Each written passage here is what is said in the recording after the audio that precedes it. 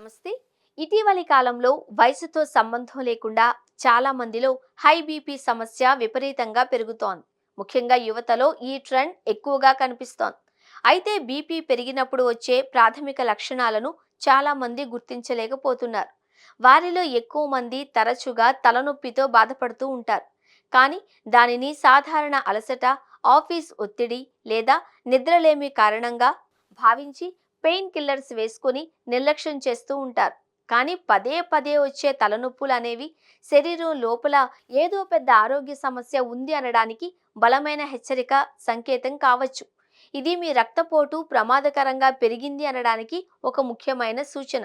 కాబట్టి అధిక రక్తపోటుకు తలనొప్పులకు మధ్య ఉన్న సంబంధం ఏంటి?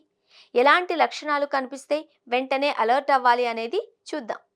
అధిక రక్తపోటుకు తలనొప్పులకు మధ్య ఉన్న సంబంధం.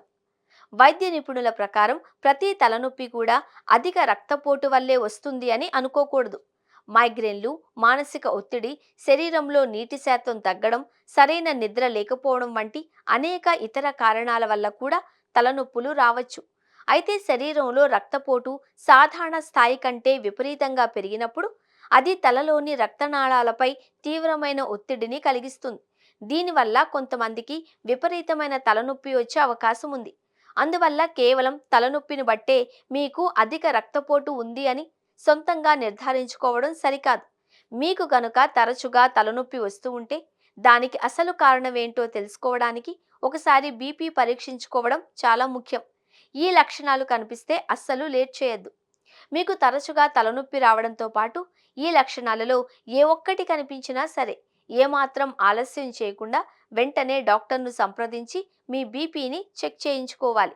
నిరంతరాయంగా వచ్చే తలనొప్పి, తల తిరగడం, కంటి చూపు అకస్మాత్తుగా మసకబారడం, ఛాతీలో నొప్పి లేదా భారంగా అనిపించడం, కొద్ది దూరం నడిచినా శ్వాస ఆడకపోవడం, రోజంతా విపరీతమైన అలసటగా అనిపించడం, చేసే పనిపై ఏకాగ్రత పెట్టడంలో ఇబ్బంది కలగడం.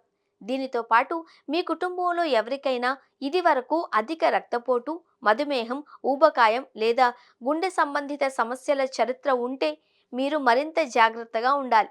అలాంటి వారు ఎలాంటి లక్షణాలు లేకపోయినా క్రమం తప్పకుండా తమ రక్తపోటును పరీక్షించుకోవడం అలవాటు చేసుకోవాలి. ఈ సైలెంట్ కిల్లర్ను అదుపులో ఉంచుకోవడం ఎలా?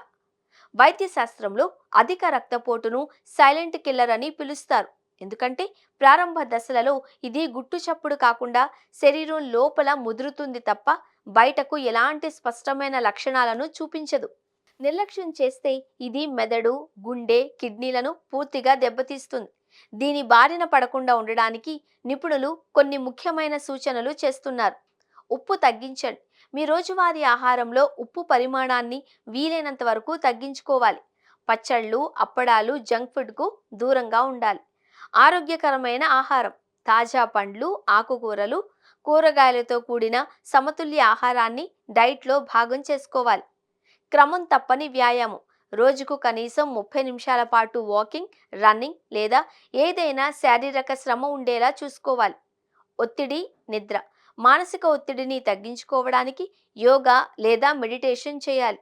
రోజుకు కనీసం 7 నుండి 8 గంటల పాటు ప్రశాంతంగా నిద్రపోవాలి.